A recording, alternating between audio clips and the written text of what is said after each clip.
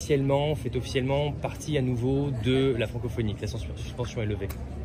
C'est un sentiment d'abord de fierté pour la Guinée d'avoir su expliquer sa position, son choix aux autres nations du monde, particulièrement les nations de l'OIF, et qu'elle soit comprise, la Guinée.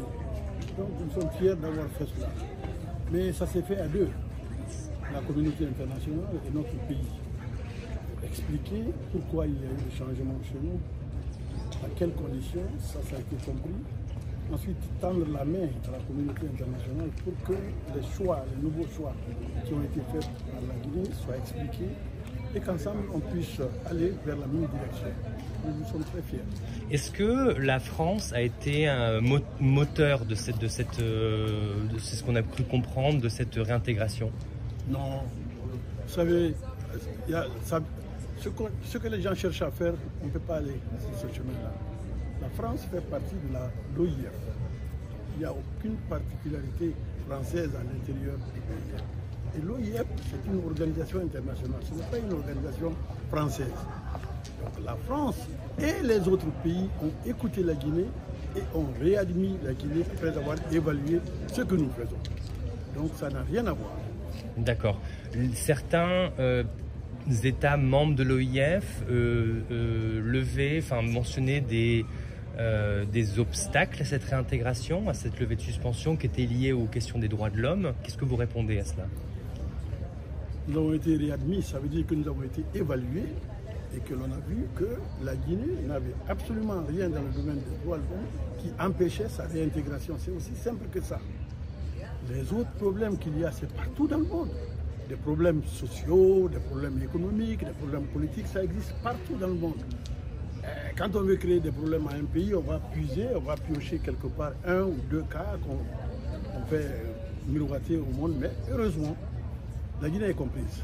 Moi-même, je suis le lauréat du prix Nelson Mandela des Nations Unies 2020. C'est dû à ma lutte pour les droits humains, pour les droits des femmes, la lutte contre les mutilations génitales. Je ne peux pas me permettre d'appartenir à un gouvernement qui ne respecte pas les droits de l'homme. Je peux vous garantir que notre gouvernement est un gouvernement qui respecte ces droits. Est-ce qu'il y avait 4 pays qui étaient suspendus, donc la Guinée et les 3 pays sahéliens de l'Alliance du Sahel? Est-ce que vous considérez que la situation est bien meilleure en fait en Guinée qu'elle ne l'est dans ces 3 autres pays? La Guinée faisait partie des pays à évaluer, des pays d'abord exclus, ensuite évalués et ensuite il y a une décision. Donc moi, en tant que Guinée, j'ai été évalué, donc je ne peux pas évaluer les autres. Parce que j'étais parmi les évalués. Je n'étais pas évaluateur. La question là, il faut la poser aux évaluateurs. Une dernière question. Il y a des députés français qui se sont émus de la disparition de 2 opposants guinéens. Est-ce que vous avez quelque chose à dire sur ce sujet-là? Nous sommes beaucoup plus émus que les députés français. Ce sont des citoyens guinéens. Personne ne peut être plus touché par la disparition de nos compatriotes que nous. Mais il faut faire la part des choses. On ne peut pas être dans un pays qui se réclame des droits de l'homme et faire la confusion, l'amalgame entre la justice, l'exécutif et le législatif. Il y a tout ça part dans tous les sens. Ça a été créé ici. Il faut qu'on respecte. Notre gouvernement est aussi demandeur. Nous cherchons à savoir qu'est-ce qui est arrivé à nos compatriotes. Ça n'appartient pas, ce n'est pas l'exclusivité des autres. Je trouve ça quand même comme une certaine sous-évaluation du pays. Ce n'est pas à Paris qu'on décide du sort des Guinéens. C'est en Guinée qu'on décide du sort des Guinéens et c'est à Paris qu'on décide du sort des Français. Mais je reprends. Nous sommes un pays qui respecte les droits humains. J'en suis la preuve. Voilà. D'accord. Et sur le lien Guinée-France, c'est une relation classique qui évolue dans le temps et qui est correcte. La Guinée, premier pays à dire non au colonialisme français en 1958. Premier pays indépendant d'Afrique et qui a tiré les autres pays à se soustraire du colonialisme français. Après, la Guinée a eu un choc de personnalité. Le général de Gaulle, le président Ahmed Sékou Touré, un choc de personnalité. Et après, on a passé près de 10 ans à se quereller, à se chamailler, à s'invectiver, ces deux pays-là.